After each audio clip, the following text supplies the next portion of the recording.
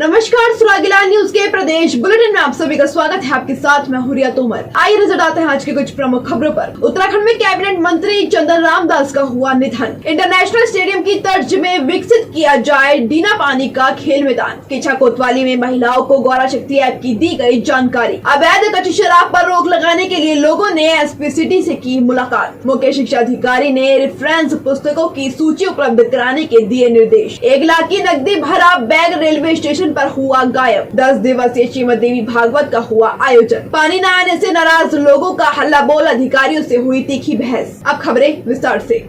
उत्तराखंड सरकार में कैबिनेट मंत्री चंदन रामदास की तबीयत बिगड़ी, जिसके बाद उनका निधन हो गया। चंदन रामदास अपने गृह क्षेत्र बागेश्वर में भ्रमण पर थे, जहां उनकी तबीयत बिगड़ने पर उन्हें तत्काल अस्पताल में भर्ती कराया गया, जहां डॉक्टरों ने उन्हें मृत घोषित कर दिया। आपको बता दें कि चंदन रामदास का स्वास्थ्य लंबे समय से खराब चल रहा था। उन्हें लंबे समय से अस्पताल में उपचार के बाद चिकित्सकों ने छुट्टी दी थी। आज उनकी दोबारा तबीयत खराब होने के चलते उनका निधन हो गया।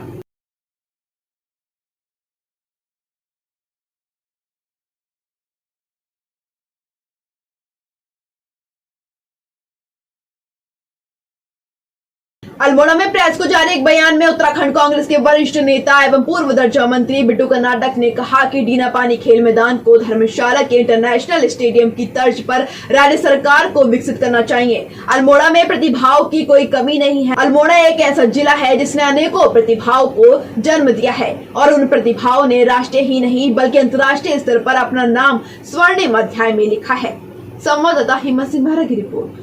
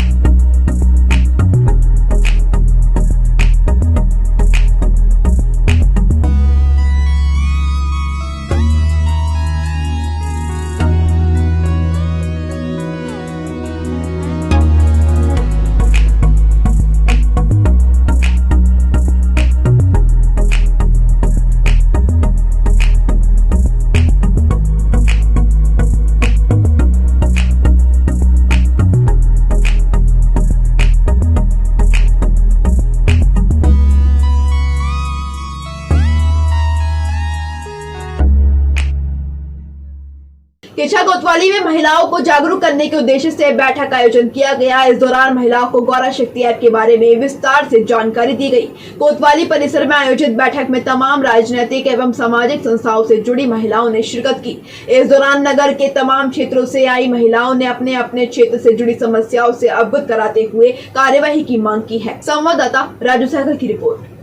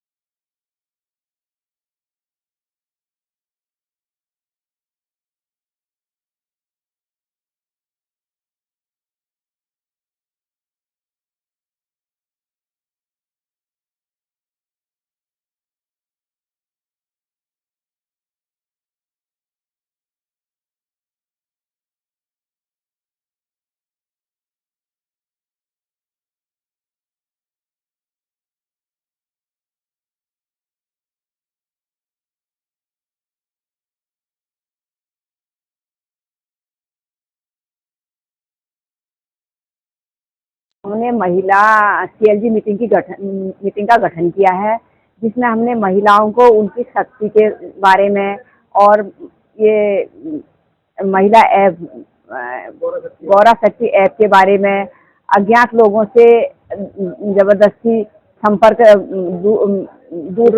उचित दूरी बना के रखने के लिए, और पुलिस में कोई भी ऐसी घटना तुम्हारे अगल बगल हो जाती है उसमें पुलिस को सूचना करें, और ऐसी महिलाओं का गठन किया जो अपने वार्ड में होने वाले कोई भी अपराध हो वो थाने हमें सूचित करें, गौरी ऐप द्वारा हमें सूचित करें।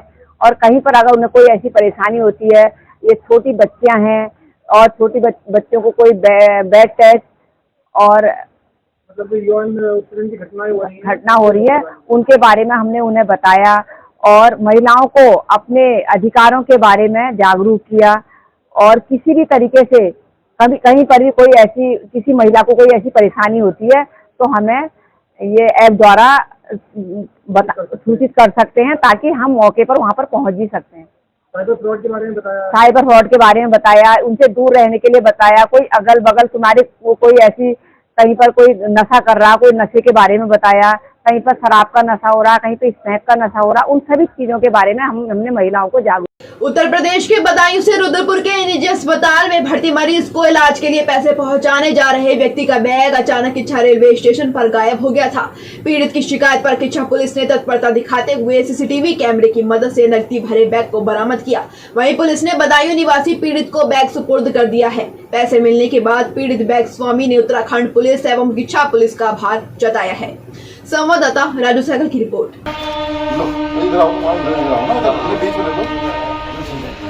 दीपक बोरा कहाँ है? बोरा अरे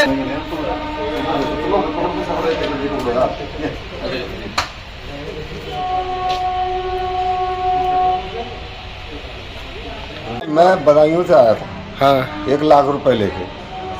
मेरे बच्चे बनवारी पड़ोस में रहता, उसके बच्चे का इलाज हो रहा था साहब। अच्छा। गौतम हॉस्पिटल में। हाँ। तो मैं रेलवे स्टेशन से उतरा, पैसे मेरे कहीं गिर गए साहब। अच्छा। तो मैंने यहाँ थाने में सूचना दी, तो पुलिस वालों ने बड़ी मेहनत की साहब और पैसे हमें ढूंढ के वो दिला दिए। अच्छा। हम तो धन्यवाद देते हैं साहब, उत्तराखंड की पुलिस को बधाई दे रहे हैं साहब। अच्छा। ये बदायूं निवासी सेवाराम द्वारा हमारे थाने पर एक रिपोर्ट दर्ज कराई गई थी कि बनवारी के पुत्र का इलाज गौतम हॉस्पिटल रुद्रपुर में चल रहा है, और उसके इलाज के लिए मैं 1 लाख रुपए लेकर आया था, जो मेरी जेब से कहीं निकल के गिर गए। तो इसमें हमने अपनी पूरी टीम को, हमारे थाने वाले सबको बताया था।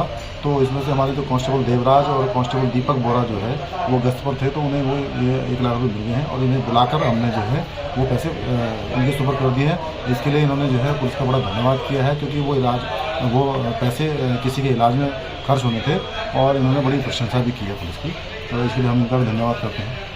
रुद्रपुर के आदर्श इंदिरा बंगाली कॉलोनी के लोगों द्वारा एसपी सिटी मनोज कतियाल से मुलाकात की गई। इस दौरान उन्होंने क्षेत्र में बिक रही अवैध कच्ची शराब पर रोक लगाने की मांग की है, जिसके बाद एसपी सिटी मनोज कतियाल के द्वारा युवाओं से मिलकर उन्हें आश्वासन दिया गया। उन्होंने कहा कि उनके द्वारा ऐसी कठोर कार्यवाही की जाएगी कि उनके क्षेत्र में अवैध कच्ची शराब का एक पाउच भी ढूंढने से नहीं मिलेगा। संवाददाता दुर्गेश तिवारी की रिपोर्ट।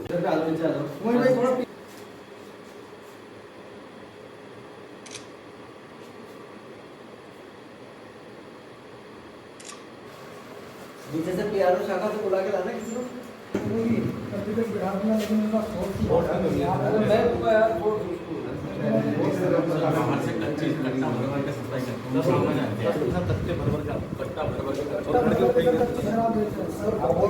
सर एक पैन पे वो सब खुलेआम बेच रहे हैं, एक मेरी तरह है वो सब खुलेआम बेच रहे हैं, तो दिन रात 24 घंटे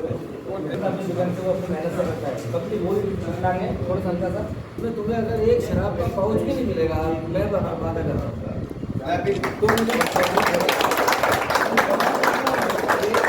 तुम मुझे ढूंढ के दिखा देना, ठीक है? इधर से पीआरओ टीम को बुला देगा, किसी को बुला बात अच्छा लगा, पाउच भी नहीं मिलेगा तो मेरी गारंटी है। ऐसे आश्वासन मिले तो बहुत अच्छा है, मेरी गारंटी है, टेंशन मत लेना। सारे युवा मिलकर आपके साथ काम करते रहेंगे। तो ये जहाँ पर उन्होंने जो शिकायत दी थी शराब की, क्योंकि वहाँ पर कोई भी अधिकृत वहाँ पर शराब विक्रेता नहीं है, और जिस प्रकार से वहाँ लोगों ने समस्या बताई कि काफ़ी लोग त्रस्त हैं वहाँ पे, तो मेरे द्वारा उन्हें पूर्ण आश्वासन दिया गया है कि जिस जगह पर उन्होंने शिकायत की थी वो और बाकी सभी जगहों पे शराब टोटली बंद की जाएगी, और वहाँ पर एकदम खुद मैं अपने पर्सनल सुपरविज़न में उसको मैं मॉनिटर करूँगा, क्योंकि वो जो हैं एक स्पेशल व्यक्ति हैं और उनके लिए उन्होंने जब इतनी हिम्मत दिखाई है यहाँ तक आने की, तो डेफिनेटली हम लोग रिजल्ट देंगे उसमें। उधम सिंह नगर के मुख्य शिक्षा अधिकारी रमेश चंद्र आर्या ने जिले भर के सभी निजी स्कूल संचालकों से अपने अपने स्कूलों में चल रही रेफरेंस पुस्तकों की सूची उपलब्ध कराने के सख्त निर्देश दिए हैं। सीईओ रमेश चंद्र आर्या ने कहा कि निजी स्कूल संचालक चाहे सीबीएसई बोर्ड के हों अथवा हिंदी माध्यम के, अधिकतर ने शिक्षा को व्यवसाय बना रखा है। स्कूलों के बच्चों के लिए ड्रेस, पुस्तकें और बैग खरीदने का ठेका निश्चित दुकानदारों को दिया जा रहा है, जहाँ से उनका मोटा कमीशन बंधा हुआ है। इसकी जाँच की जाएगी। संवाददाता दुर्गेश तिवारी की रिपोर्ट।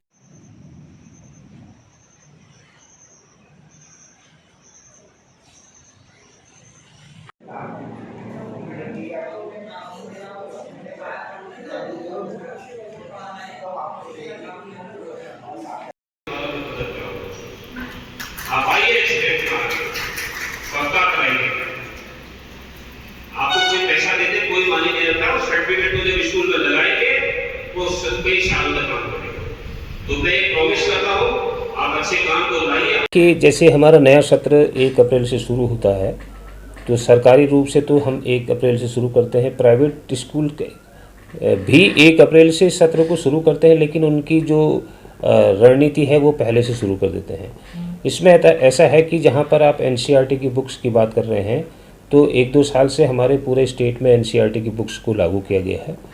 इसमें कतिपय विद्यालयों के द्वारा, जो निजी विद्यालय हैं, विशेषकर जो सीबीएसई के द्वारा हैं, इन विद्यालयों की शिकायत मिली थी कि इनके द्वारा एनसीईआरटी की किताब को न लगाकर कोई दूसरी किताबों को लगाया गया है। इसके लिए हमने 10 अप्रैल को ही एक बृहद स्तर पर छापा मारा, और छापे में ये कमियां आएगी कि अधिकांश विद्यालयों में एनसीईआरटी की बुक्स तो लगाई गई हैं, लेकिन कुछ विद्यालयों में एनसीईआरटी की बुक्स कम लगाई गई हैं। और इसके अलावा जो सहायक किताबें थी, जो सहायक किताबें एनसीईआरटी पब्लिश नहीं करती है, तो उसमें ये प्राविधान है कि वो सहायक किताबों को लगा सकते हैं अन्य प्रकाशकों की, बशर्ते कि उसके जो कीमत है वो एनसीईआरटी की बुक्स से कम हो। तो इसी के सापेक्ष में कई विद्यालयों को नोटिस हमारे खंड और उप शिक्षा अधिकारियों को दी गई है, जिनके द्वारा कुछ इस प्रकार की कतिपय पुस्तकों को ज़्यादा लगाया था या ज़्यादा कीमत के लगाया गया था। इसके अलावा दूसरा, हमने कल ही गुरु नानक बालिका इंटर कॉलेज में प्राइवेट स्कूल्स की बृहद स्तर पर मीटिंग की गई, और उसमें मेरे द्वारा सख्त निर्देश दिए गए हैं कि आप एनसीईआरटी के अलावा कोई भी बुक्स नहीं लगाएंगे, और साथ ही जो किताब एनसीईआरटी नहीं छापती है, दूसरा सहायक किताबें अगर आप लगाते हैं तो उनकी कीमत एनसीईआरटी की कीमत से ज़्यादा नहीं होनी चाहिए। साथ ही मैंने एक दिशा निर्देश और भी दिया कि जो किताबें आपके द्वारा लगाई गई हैं एनसीईआरटी के अलावा, 3 दिन में वो सूची भी हमको उपलब्ध कराएंगे। उन पुस्तकों के नाम भी होंगे और सूची भी, हम देखेंगे कि कहीं ज़्यादा कीमत की तो नहीं लगी है। और जो दूसरी महत्वपूर्ण बात हमने ये भी कही कि आपका किसी बुक सेलर से टाई अप नहीं होना चाहिए कि इसी बुक सेलर से आप किताबें खरीदेंगे, इसी बुक सेलर से आप ड्रेस लेंगे, इसी बुक सेलर से आप बैग लेंगे। उसके लिए भी हमने कहा कि अगर कहीं इस प्रकार की स्थिति पाई जाती है तो अल्मोड़ा नगर के मोहल्ला गुरु रानी खोला में चल रहे 10 दिवसीय श्रीमद देवी भागवत कथा पुराण का आयोजन किया जा रहा है। आपको बता दें कि इस मौके पर माताओं बहनों ने संगीतमय कथा का श्रवण किया। इस अवसर पर कई श्रद्धालु मौजूद रहे। संवाददाता हेमंत सिंह की रिपोर्ट।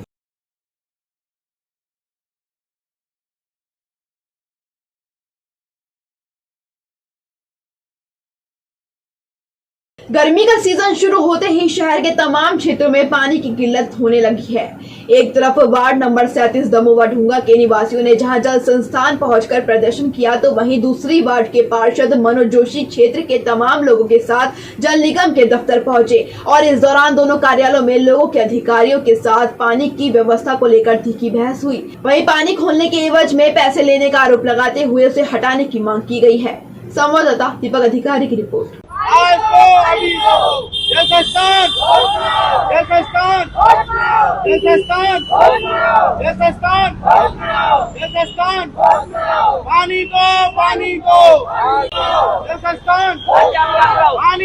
पानी को आज का देखना आपकी शिकायत दूर कर दिया हमने सारे सीखने वाला आदमी मौके पे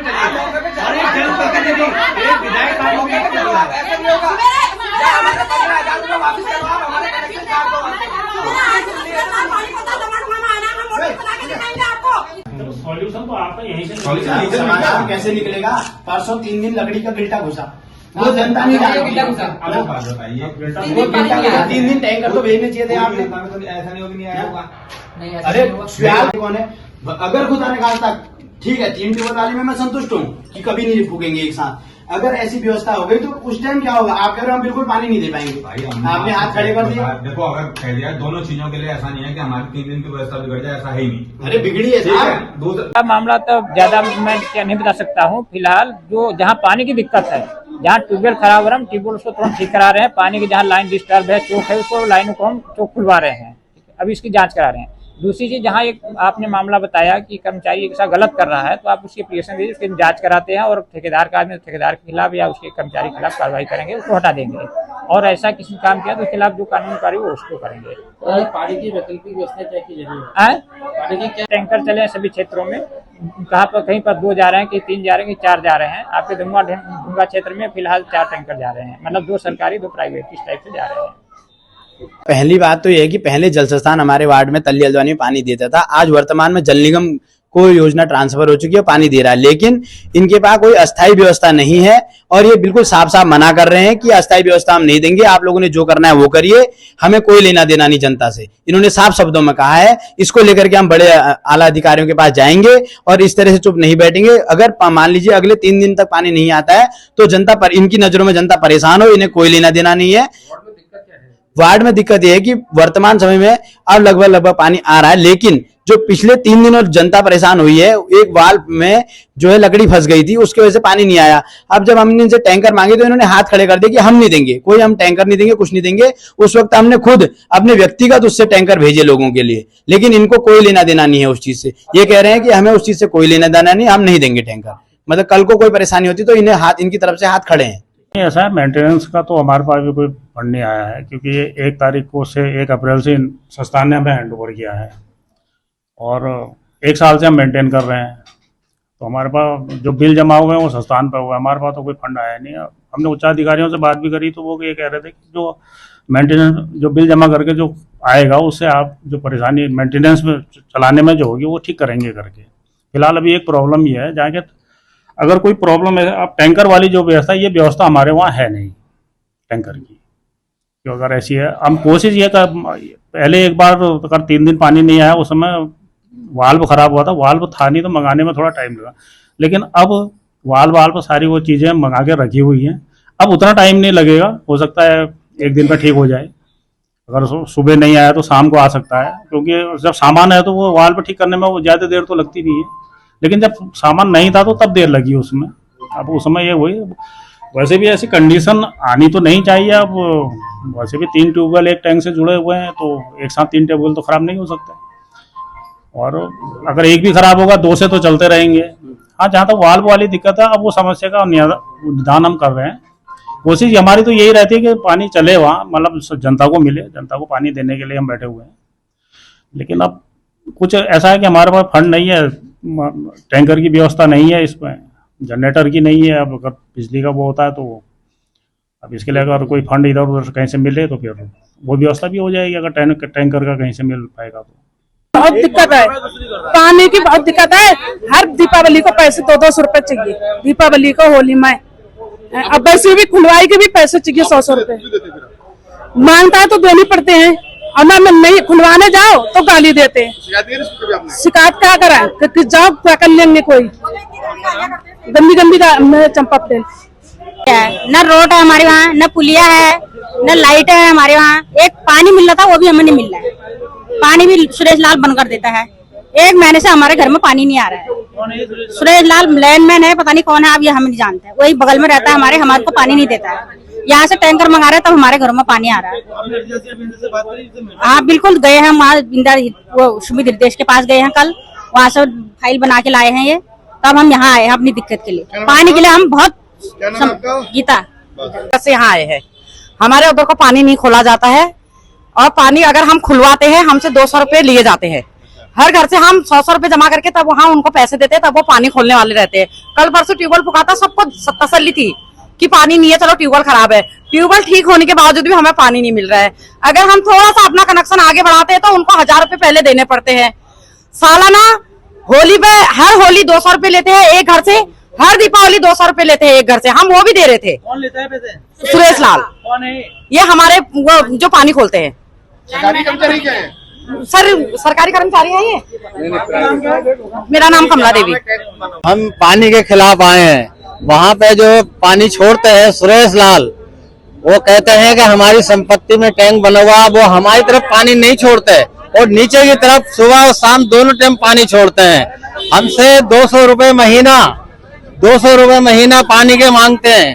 कोई पाइप आगे बढ़ाए 1000-2000 रुपए मांगते हैं और दिवाली होली सब पे 200 रुपए उनके घर से आदमी आता ले जाता है। लेकिन आज 1 महीना हो गया, पूरे कर्मचारी किसी को पानी नहीं मिला है और साल भर से हम लोग परेशान हैं पानी के लिए। क्या नाम आपका? मेरा नाम देवेंद्र है। कहाँ हैं सब लोग? शाम की चाय तो एक साथ होनी चाहिए, सब लोग एक साथ बैठना ही नहीं चाहते।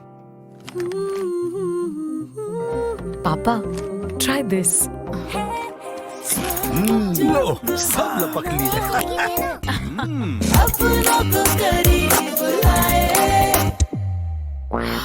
ये क्या हाल कर दिया है रूम का? बस कल से चाय? कल से चाय मेरे रूम में। देवरपन नमकीन। कृषि एवं कृषक कल्याण, सैनिक कल्याण एवं ग्राम्य विकास विभाग तथा जनपद प्रभारी मंत्री गणेश जोशी ने जिला योजना समिति की बैठक वीडियो कॉन्फ्रेंसिंग के जरिए ली। जनपद प्रभारी मंत्री ने कहा कि जिला योजना के अंतर्गत विभागवार प्रस्ताव तथा बजट का फाइनल अनुमोदन आगामी जिला योजना समिति की बैठक में किया जाएगा। बैठक में मुख्य विकास अधिकारी विशाल मिश्रा ने जनपद की सामाजिक आर्थिक स्थिति के बारे में विस्तार से जानकारी देते हुए जनपद की चुनौतियों एवं विकास की संभावनाओं के बारे में विस्तार से जानकारी दी। संवाददाता दुर्गेश तिवारी की रिपोर्ट।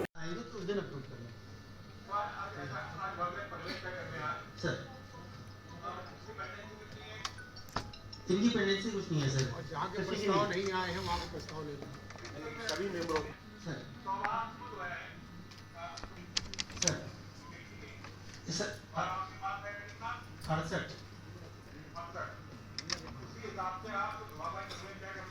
सर। और दूसरा कुछ ये गन्ने की बैठ है। हाँ। और सबसे बात ये है कि जैसे कि गन्ने ना मिलेगा, उन्हें भी मिले जिन्हें पहले मिले, मगर उनको पहले उनका दी जाए जिन्हें काम नहीं मिले हैं। यहाँ वो नगर पालिका सदस्य हों, जिला योजना समिति के सदस्य हों, कोई भी हो। अगर मैंने गलती की तो मैं माफी मांगने के लिए माननीय मंत्री जी बोल रहे हैं सर। सर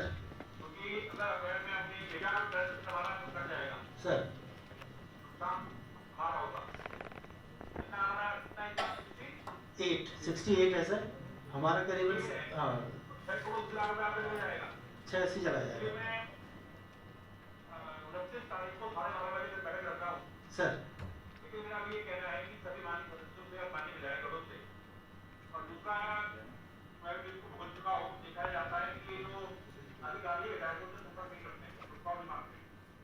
आपने एक्सेप्ट किया, इसके लिए धन्यवाद।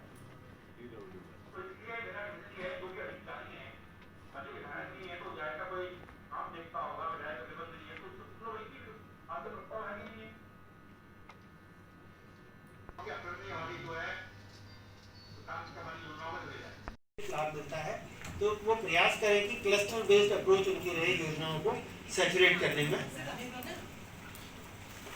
साल के अंत में या मध्याह्न में अप्रूव होती नहीं है। अगर जिला योजना की बैठक बाद में होती है तो महंगाई, जैसे मैं आपको बता दूं कि पहले जीएसटी 5% लगती थी काम पर, अब 18% है। तो लगभग आप ये लगाइए 13% तो जीएसटी बढ़ गई। तो उतना परसेंट तो इन्हें बढ़ाना ही पड़ेगा। अगर बजट नहीं बढ़ाएंगे तो इनकी देनदारी बढ़ जाएगी। तो कुछ विभागों की देनदारी तो खाली नाम की है कि भाई बढ़ा दिया, लेकिन वो जीएसटी बढ़ा दी सरकार ने। एक हाथ से दे रही, दूसरे हाथ से वापस ले रही। ठीक है। पिछले साल हमारी जिला योजना 54 करोड़ की थी। इस बार जिला योजना में बढ़ोतरी हुई और 68 करोड़ की जिला योजना है।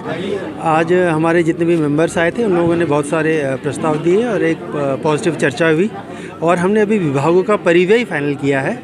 इसके बाद फिर एक अगली बैठक फिर करेंगे, उसमें जितने भी नए कार्य लिए जाने हैं उन पर चर्चा करके उनको अप्रूव करेंगे। मलेरिया दिवस के अवसर पर मेयर रामपाल सिंह ने नगर निगम में आयोजित एक कार्यक्रम में पर्यावरण मित्रों को मच्छरदानी और सैनिटाइजर वितरित किए। इस अवसर पर मेयर रामपाल सिंह ने कहा कि तराई में मच्छरों का प्रकोप हमेशा से ही रहा है, जिस कारण यहाँ मलेरिया, डेंगू जैसी बीमारियां भी समय समय पर तेजी से फैलती रहती हैं। गर्मी के मौसम में मच्छरों का प्रकोप अत्यधिक बढ़ जाता है, जिसके लिए सभी को विशेष सावधानी बरतनी चाहिए। संवाददाता दुर्गेश तिवारी की रिपोर्ट।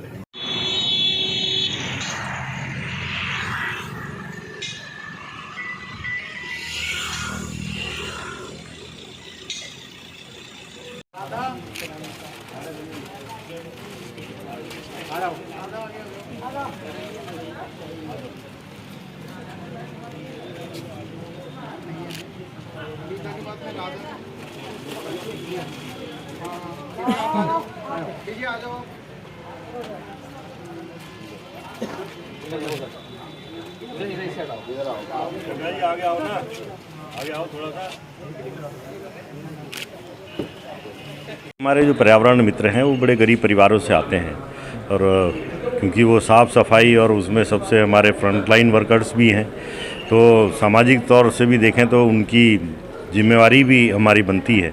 तो इसलिए हम लोगों ने उनके लिए मच्छरदानी और सैनिटाइज़र, क्योंकि कोरोना का टाइम चल रहा है, तो सैनिटाइज़र और मच्छरदानी हम लोगों ने वितरित की है ताकि वो लोग स्वस्थ रह सकें, और वो लोग स्वस्थ रहेंगे तो निश्चित रूप से हमारे शहर को भी साफ़ सुथरा रख पाएंगे।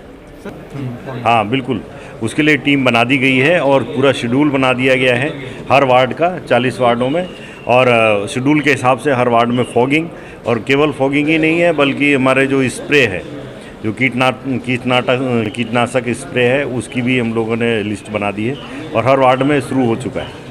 आज के लिए इतना ही। उत्तराखंड से जुड़ी तमाम खबरों के लिए बने रहिए सुराग न्यूज़ चैनल के साथ। धन्यवाद।